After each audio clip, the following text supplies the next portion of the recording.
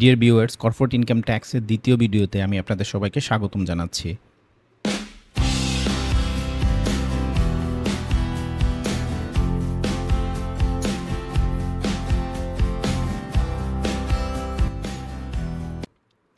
Main ভিডিওতে যাওয়ার আগে আপনাদেরকে একটা কথা শেয়ার করি। আপনারা জানেন আমার নামে একটা ওয়েবসাইট আছে। আপনি এখানে গুগলে গিয়ে সি রিফোন লিখে সার্চ করবেন। প্রথম যে ওয়েবসাইটটা পাবেন সেখানে ক্লিক করলে ওয়েবসাইটটা ওপেন হবে।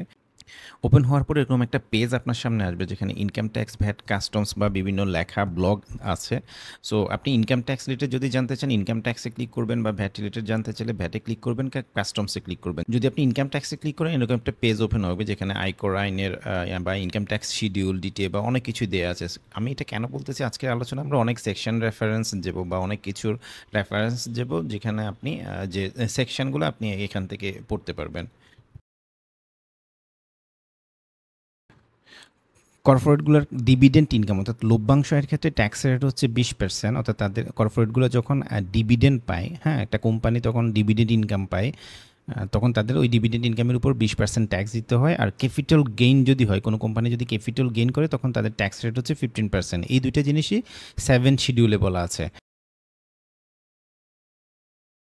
এখন আমরা ন্যূনতম কর সম্পর্কে একটু জানবো। আমাদের দেশে গ্রস রিসিপ্ট অনুসারে এক ধরনের ন্যূনতম কর হয়। সেটা কীরকম একটু জানার চেষ্টা করি। সেটা হচ্ছে ধরেন যে সিগারেট, বিড়ি, মানে তামাক জাতীয় যেসব প্রোডাক্ট আছে, ওই তামাকজাত প্রোডাক্টের ক্ষেত্রে তাদের যে টোটাল মানে গ্রস রিসিপ্ট হয়, ওই গ্রস রিসিপ্টের 3% হচ্ছে তাদের ন্যূনতম করের পরিমাণ। আর কার্বোনেটেড বেভারেজ এবং হচ্ছে মিষ্টি জাতীয় অর্থাৎ সুইট অ্যান্ড বেভারেজের ক্ষেত্রে এই গ্রস প্রাপ্তির এটাও 3%। হ্যাঁ, এখানে কিন্তু আগে শুধু কার্বোনেটেড বেভারেজ ছিল। ফাইন্যান্স অ্যাক্ট 2024 এখানে এই যে মিষ্টি পানীয়টা অ্যাড করেছে। এরপর মোবাইল ফোন অপারেটরের ক্ষেত্রে এটা হচ্ছে 2%। 4 নাম্বারটা হচ্ছে মূলত ব্যক্তির ক্ষেত্রে। হ্যাঁ, সাধারণত ব্যক্তির ক্ষেত্রে এটা হচ্ছে 0.25%। সাধারণত 3 কোটি টাকার উপরে গ্রস রিসিপ্ট আছে এরকম ব্যক্তিকে এই 0.25% ন্যূনতম কর পরিশোধ করতে হয় based on their gross receipt. আর হচ্ছে এর বাইরে অন্যান্য ক্ষেত্রে এটা হচ্ছে মূলত 0.60%। এখন এই যে 0.60% অর্থাৎ 5 নাম্বার যেটা দেখতেছেন, এই ক্ষেত্রে একটা কন্ডিশন আছে। কন্ডিশনটা কি, যে এই 5 নাম্বারে প্রযোজ্য এরকম কোনো মানে শিল্প প্রতিষ্ঠান, ধরেন যে সে শুধুমাত্র কমার্শিয়াল অপারেশনে গেল সবেমাত্র, সেক্ষেত্রে ওই তার বাণিজ্যিক উৎপাদনের, হ্যাঁ, কমার্শিয়াল অপারেশনের প্রথম 3 বছরে এটা হবে 0.1%। অর্থাৎ একটু আগে যে রেটটা আপনারা দেখেছেন যেটা হচ্ছে আপনার 0.60%, সেটা কমার্শিয়াল অপারেশনের প্রথম 3 বছর হবে 0.10%। এর বাইরে আমাদের দেশে আরেকটা গুরুত্বপূর্ণ মিনিমাম ট্যাক্স আছে যেটা হচ্ছে বেসড অন টিডিএস এবং টিসিএস। টিডিএস মানে হচ্ছে ট্যাক্স ডিডাকশন অ্যাট সোর্স এবং টিসিএস হচ্ছে ট্যাক্স কালেকশন অ্যাট সোর্স। এটা কীরকম, যে পরিমাণ ট্যাক্স আপনার অ্যাট সোর্সে ডিডাকশন করে রাখা হয়েছে বা অ্যাট সোর্সে কালেকশন করে রাখা হয়েছে, এটাই কিন্তু মিনিমাম। অর্থাৎ আপনি এটা ফেরত চাইতে পারবেন না। আপনার ট্যাক্স লাইবিলিটিসে কোম্পানির ট্যাক্স লাইবিলিটি কম হইতে পারে, সেক্ষেত্রে এটাই মিনিমাম ট্যাক্স হয়ে যাবে। অর্থাৎ এটা হচ্ছে যে পরিমাণ ট্যাক্স ডিডাকশন করে রাখা হচ্ছে ওইটাই হচ্ছে মিনিমাম ট্যাক্স। সো যেটা বলতেছিলাম যে ট্যাক্স ডিডাকশন এবং ট্যাক্স কালেকশনটা কী হবে, মিনিমাম ট্যাক্স। তাহলে আপনার প্রশ্ন থাকতে পারে যে কোন কোন সেকশনগুলো আসলে মিনিমাম ট্যাক্সের অধীনে পড়বে, নাকি সবগুলো সেকশনই মিনিমাম ট্যাক্সের অধীনে পড়বে। তো এটার জন্য আমার একটা ব্লগ আছে। আপনি এই ব্লগের একদম এখানে যদি যান একটা লেখা আছে আমার, আপনি এটা পড়তে পারেন। এখানে ক্লিক করলে মূলত এটা সম্পর্কে ডিটেলসে জানতে পারবেন যে আসলে কোন কোন সেকশনগুলো মিনিমাম ট্যাক্সের অধীনে। এই যে TDS and TCS sections linked with minimum tax, আপনি এখানে ক্লিক করলে একটা নতুন একটা পেজ ওপেন হবে।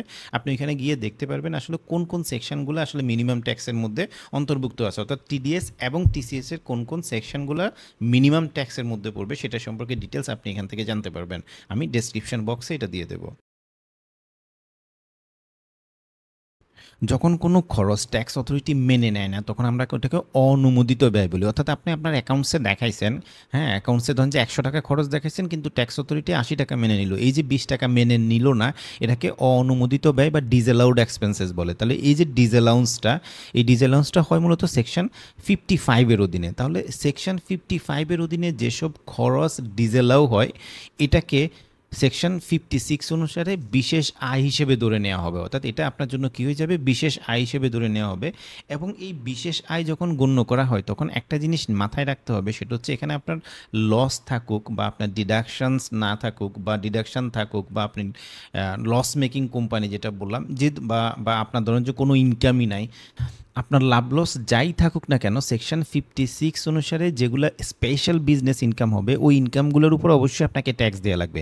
তাহলে দেখেন এখানে মানে সেকশন 56 হচ্ছে বিশেষ ব্যবসা আয়, অর্থাৎ স্পেশাল বিজনেস ইনকাম হিসেবে কনসিডার করবে কোনগুলাকে, যেগুলো সেকশন 55 অনুসারে কি হয়েছে, ডিসঅ্যালাউন্স হয়েছে সেগুলাকে। এখানে দেখেন কিছু ব্যতিক্রম আছে, অর্থাৎ এখন আমি যেগুলো নিয়ে কথা বলবো এগুলাকে কি করবে না, সে স্পেশাল বিজনেস ইনকাম হিসেবে নিবে না। সেটা প্রথমে আছে পারকুইজিট। আপনারা জানেন পারকুইজিট হচ্ছে 10 লাখ টাকা পর্যন্ত অ্যালাউবেল হিসেবে পাওয়া যায়। 10 লাখের অতিরিক্ত যে অ্যামাউন্টটা দেওয়া হয় সেটা কি হয়, ডিসঅ্যালাউ হয়ে যায়। তাহলে পারকুইজিট হিসেবে যে ডিসঅ্যালাউন্সটা হবে সেটাকে সে কি করবে না, স্পেশাল বিজনেস ইনকাম হিসেবে নেবে না। এরপর হচ্ছে রয়্যালিটি বা লাইসেন্স ফি বা টেকনিক্যাল নোহাউ ফি যেগুলো আছে এগুলোকে স্পেশাল বিজনেস ইনকাম হিসেবে কনসিডার করবে না। এরপরে হেড অফিস অথবা গ্রুপ যে ব্যয় আছে, ইন্টার গ্রুপ ব্যয়, মানে এটা হচ্ছে অ্যাপ্লিকেবল হচ্ছে বাংলাদেশে যেসব কোম্পানি ফর্ম হয় না ওইসব কোম্পানির ক্ষেত্রে যেসব হেড অফিস এক্সপেন্স যদি ক্লেম করা হয় সেটা আপনার কি হবে না, বিশেষ ইনকাম হবে না, অর্থাৎ বিশেষ ব্যবসায় আয় হিসেবে ট্রিট হবে না। এরপর বিদেশে ভ্রমণ সম্পর্কিত ব্যয়, এটাও ট্রিট হবে না।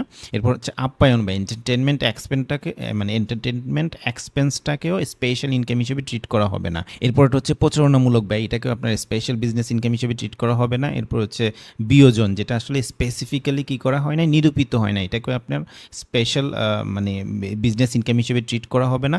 এরপর হচ্ছে আইএফআরএস অনুসারে রাইট অফ ইউজ যে অ্যাসেটটা আছে সেটার যে অবচয় এবং অবচয় ভাতা এবং সুদ, সেটাকেও আপনার স্পেশাল বিজনেস হিসেবে ট্রিট করা হবে না সেকশন 56 অনুসারে। এবং লাস্টেরটা হচ্ছে ইম্পেয়ারমেন্ট লস, অ্যাসেটের যে ইম্পেয়ারমেন্ট লস আছে ওই ইম্পেয়ারমেন্ট লসটাকেও সেকশন 56 অনুসারে স্পেশাল বিজনেস ইনকাম হিসেবে ট্রিট করা হবে না।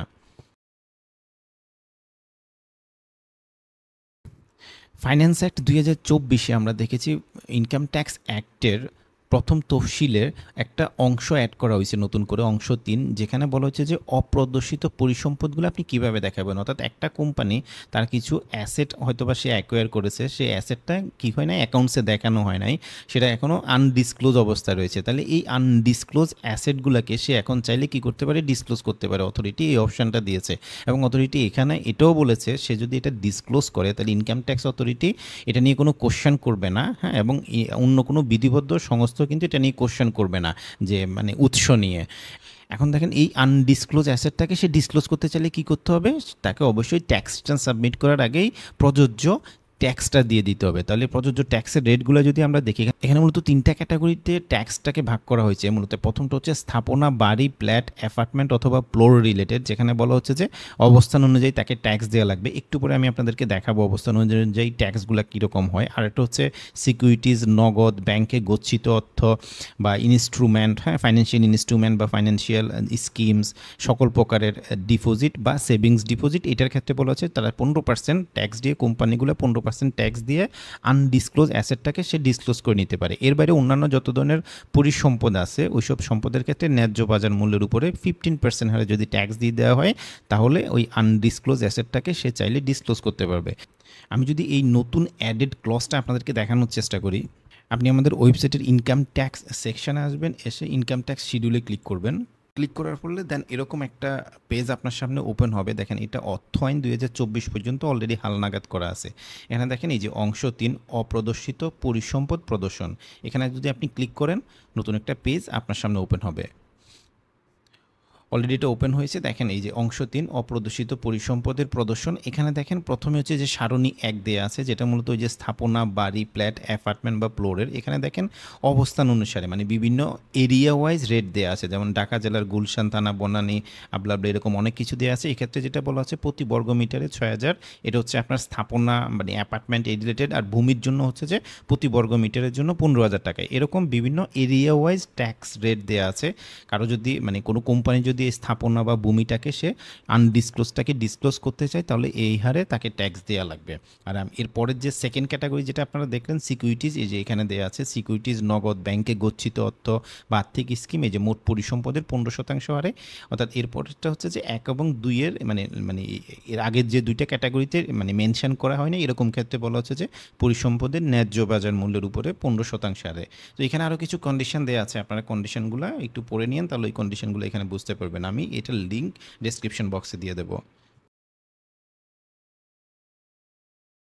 প্রতিবন্ধী ব্যক্তি ও তৃতীয় লিঙ্গের ব্যক্তিদের যদি কোনো কোম্পানি অ্যাপয়েন্টমেন্ট করে তাহলে সেক্ষেত্রে একটা ট্যাক্স রিবেট পাওয়া যায়। সেটা কি, সেটা হচ্ছে প্রতিবন্ধী ব্যক্তিদের ক্ষেত্রে যেটা বলা আছে, যদি কোনো অর্গানাইজেশন তার মোট জনবলের অনূন্য 10% অথবা 25 জনের অধিক প্রতিবন্ধী নিয়োগ করে তাহলে সে একটা কর রেয়াত পাবে। এই কর রেয়াতটা কীরকম পাবে সেটা বলা হচ্ছে প্রদেয় করে, অর্থাৎ তার যে ট্যাক্স পেইবল হয় ওই পেইবলের 5% অথবা তার যে প্রতিবন্ধী কর্মচারীদেরকে সে যে বেতনটা দিয়েছে তার ওই পরিশোধিত মোট বেতনের 75%, এটার মধ্যে হুইচ এভার ইজ লোয়ার সে কী পাবে, ট্যাক্স রিবেট পাবে, কর রেয়াত পাবে। এটা হচ্ছে প্রতিবন্ধী ব্যক্তির ক্ষেত্রে। সেম জিনিস অ্যাপ্লিকেবল হচ্ছে আপনার তৃতীয় লিঙ্গের ব্যক্তিদের ক্ষেত্রে। এখানেও একই সূত্র, মোট জনবলের অনন্য 10% অথবা 25 জনের অধিক, এবং এখানে যেটা বলা আছে যে প্রদেয় করের 5% অথবা তৃতীয় লিঙ্গের কর্মচারীদেরকে যে পরিমাণ পরিশোধ করা হয়েছে বেতন হিসেবে তার 75%-এর এই দুইটার মধ্যে হুইচ এভার ইজ লোয়ার, ঠিক আছে, তাহলে এখানে কর রেয়াত পাওয়া যাবে। ফাইন্যান্স অ্যাক্ট 2024 আমরা দেখেছি স্কুল, কলেজ এবং শিক্ষা প্রতিষ্ঠানের জন্য স্পেশাল একটা সারচার্জ সাজেস্ট করা হয়েছে। সারচার্জ মানে হচ্ছে এডিশনাল ট্যাক্স, রাইট? সেখানে যেটা বলা হয়েছে যে স্কুল প্রতিষ্ঠান বা এই ধরনের এডুকেশনাল ইনস্টিটিউশন যারা আছে তাদেরকে হচ্ছে যে ডিজেবল চিলড্রেনগুলোর জন্য মানে আনা নেওয়ার জন্য দেশের যে বিদ্যমান আইন অনুসারে প্রয়োজনীয় অ্যারেঞ্জমেন্ট তাদের থাকতে হবে। হ্যাঁ, মানে নো অ্যাপ্রোপ্রিয়েট যদি অ্যারেঞ্জমেন্ট না থাকে, থাকতে হবে এটা বলা আছে, বাট যদি না থাকে নো অ্যাপ্রোপ্রিয়েট ট্রান্সপোর্ট ফ্যাসিলিটিস, সেক্ষেত্রে বলা আছে যে সারচার্জ অ্যাড হবে 5% করে, অর্থাৎ দেশের বিদ্যমান আইন অনুসারে প্রতিবন্ধী যেসব স্টুডেন্ট আছে তাদের আনা নেওয়ার জন্য যদি অ্যাপ্রোপ্রিয়েট ট্রান্সপোর্ট ফ্যাসিলিটিস না থাকে তাহলে ওই স্কুল, কলেজ, বিশ্ববিদ্যালয় বা শিক্ষা প্রতিষ্ঠানগুলোকে সারচার্জ দিতে হবে 5% করে।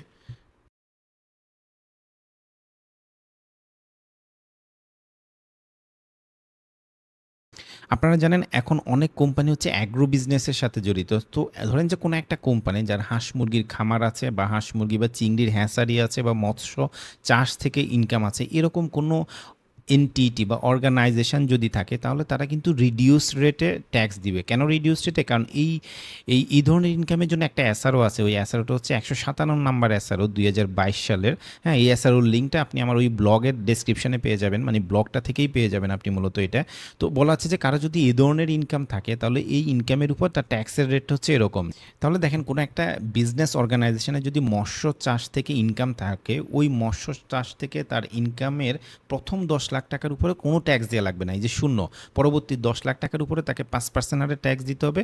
এর পরবর্তী 10%-এর মানে পরবর্তী 10 লাখ টাকার উপরে তাকে 10% হারে ট্যাক্স দেওয়া লাগবে এবং অবশিষ্ট আয়ের উপর তাকে 15% হারে ট্যাক্স দিতে হবে। এটা হচ্ছে আসলে একটা উদাহরণ যেখানে রিডিউস রেট অ্যাপ্লিকেবল হয়, এরকম একটা উদাহরণ। ইভেন আরেকটা কথা আমি বলি, এই যে এসআরওটা এটা কিন্তু দেখেন ইন্ডিভিজুয়ালের ক্ষেত্রে প্রযোজ্য, অর্থাৎ একটা ইন্ডিভিজুয়াল, একটা ব্যক্তি শ্রেণীর করদাতা, তার ধরেন যে একটা মৎস্য চাষ থেকে ইনকাম আসে বা ধরেন যে চিংড়ি এবং মাছের হ্যাচারি আছে সেখান থেকে তার ইনকাম হয়, তাহলে ওই ইনকামের উপরেও কিন্তু সে এই ট্যাক্স বেনিফিটটা পাবে। অর্থাৎ এটা হচ্ছে কর্পোরেট, অর্থাৎ এটা হচ্ছে আপনি বলতে পারেন যে ব্যবসা, এই ব্যবসা থেকে যদি আয় থাকে ওই ব্যবসা কোম্পানিরও হইতে পারে, এই ব্যবসা ব্যক্তিরও হইতে পারে, এই রিডিউস রেটটা পাবে।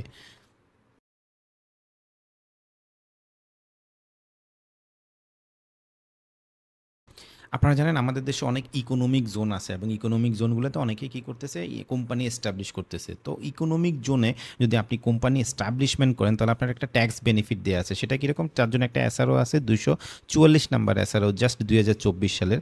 ওই এসআরও যেটা বলতেছে যে ব্যবসায়িক কার্যক্রম শুরুর প্রথম, দ্বিতীয় এবং তৃতীয় বছরে আপনি 100% আপনার ট্যাক্স এক্সেমশন পাবেন। এরপরে হচ্ছে চতুর্থ বছর থেকে 80%, এরপরে 70%, 60%, 50%, 40% এবং নবম বছরে গিয়ে 30% এবং দশম বছরে গিয়ে 20% ট্যাক্স এক্সেমশন পাওয়া যাবে। তাহলে দেখেন অর্থনৈতিক অঞ্চলে যেসব কোম্পানি আছে যারা পণ্য বা সেবা উৎপাদন করে তাহলে তাদের ওই কার্যক্রম থেকে তাদের কিন্তু কি হয়, ট্যাক্স বেনিফিট দেওয়া আছে এবং 10 বছর পর্যন্ত তাদের ট্যাক্স বেনিফিট দেওয়া আছে।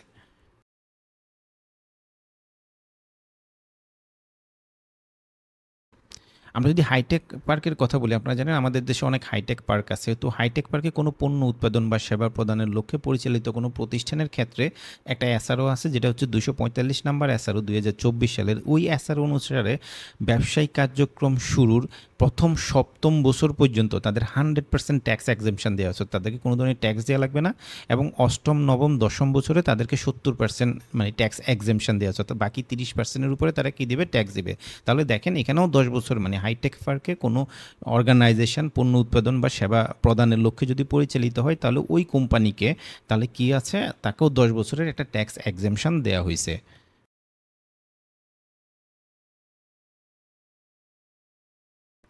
আমরা যদি আরও অন্যান্য কিছু গুরুত্বপূর্ণ কর অব্যাহতি নিয়ে একটু কথা বলার চেষ্টা করি, সেটা হচ্ছে কীরকম, ধরেন যে ইন্ডাস্ট্রিয়াল আন্ডারটেকিং, আপনারা জানেন 6 শিডিউলের পার্ট 4-এর ক্লজ 2-এ অনেকগুলো ইন্ডাস্ট্রিয়াল আন্ডারটেকিংয়ের কথা বলা আছে, যারা হচ্ছে একটা ব্ল্যাঙ্কেট এক্সেমশন পায়, যাদের ক্ষেত্রে হচ্ছে এক্সেমশন দেওয়া আছে ইয়ার অনুসারে। হ্যাঁ, আপনারা আমাদের ওয়েবসাইট থেকে এটা দেখে নিতে পারেন কী কী আছে। আমি জাস্ট একটা স্ন্যাপশট দেওয়ার চেষ্টা করতেছি ইন্ডাস্ট্রিয়াল আন্ডারটেকিংগুলো ক্লজ 2 অনুসারে, অর্থাৎ 6 শিডিউলের পার্ট 4-এর দফা 2 অনুসারে তারা এখানে ট্যাক্স এক্সেমশন পায়। এর পাশাপাশি কিছু এসআরও আছে, যেমন আইটি হার্ডওয়্যার ম্যানুফ্যাকচারার কোম্পানিগুলোর জন্য 163 নম্বর একটা এসআরও আছে 2021 সালের, যেটাতে অনুসারে তারা ট্যাক্সে এক্সেমশন পায়। এরপরে অ্যাগ্রোবেস ইন্ডাস্ট্রিগুলোর জন্য 164 নম্বর একটা এসআরও আছে 2021 সালের, সেখানে তাদের ট্যাক্স এক্সেমশন নিয়ে বলা আছে। এরপরে লাইট ইঞ্জিনিয়ারিং যেসব কোম্পানি আছে, manufacturer of light engineering products, তাদের ক্ষেত্রে 166 নম্বর এসআরও অ্যাপ্লিকেবল 2021 সালের।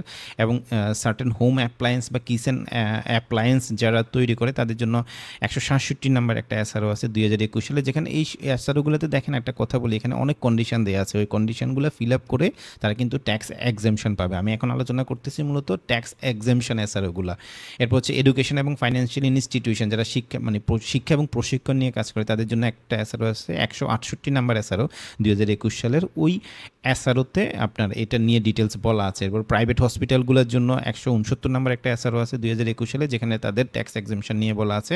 এবং সর্বশেষ 170 নাম্বার এসআরও, যেটা হচ্ছে company engaged in production of 3 and 4 wheeler, 3 এবং 4 হুইলার প্রোডাকশনের সাথে জড়িত কোম্পানিগুলোর জন্য ট্যাক্স এক্সেমশন দেওয়া আছে। এখন দেখেন অনেকগুলো এসআরও নিয়ে আমি কথা বলেছি, এসআরওগুলো আপনি কোথায় পাবেন, রাইট? এটা আপনার একটা প্রশ্ন থাকতে পারে। সো এর আগে যেটা বলতেছিলাম কর্পোরেট ইনকাম ট্যাক্স নিয়ে, আমার ওয়েবসাইটে আমি একটা লেখা লিখেছি, ওইখানে আপনি এটার রেফারেন্সগুলো পেয়ে যাবেন। আমি যদি একদম নিচের দিকে যাই, হ্যাঁ, এই যে দেখেন যেটা আমরা আলোচনা করলাম আদার ট্যাক্স হলিডে ডিটেলস, আমি যে 8টা জিনিস আলোচনা করেছি এখানে 8টা জিনিসই আছে। ইভেন আমি যে ভিডিওতে যত আলোচনা করেছি সবগুলোই মূলত এখানে আছে। আপনি চাইলে এখান থেকে পড়েও নিতে পারেন বা ভিডিওতেও দেখতে পারেন। আপনার ধরেন যে কোনো একটা, যেমন অ্যাগ্রোবেস ইন্ডাস্ট্রি নিয়ে আপনি জানতে চাচ্ছেন, জাস্ট ডাউনলোডে ক্লিক করবেন, সেটা ওপেন হয়ে যাবে। এই যে এনবিআর ওয়েবসাইট থেকে এটা ওপেন হয়ে গেছে, আমি জাস্ট লিঙ্ক করে দিয়েছি।